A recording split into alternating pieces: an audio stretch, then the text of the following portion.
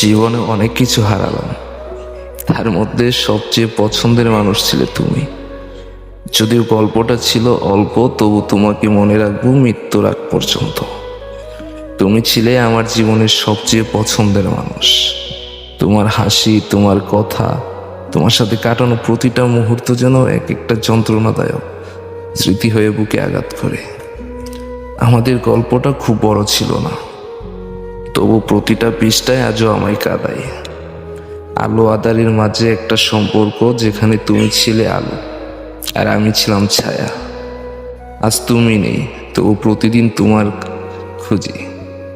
হাজারো ব্যস্ততার মাঝে মনে পড়ে যায় তোমার ছোটখাটো কথা। বিশ্বাস করো, এই হৃদয়টা কারো জন্য আর জীবিত হবে না, কারণ সত্যিকারের ভালোবেসেছিলাম তোমায়। তোমার জায়গাটা আর কেউ নিতে পারবে না। আজও তোমায় ভালোবাসি, তোমাকেই মনে রাখবো মৃত্যুর আগ পর্যন্ত।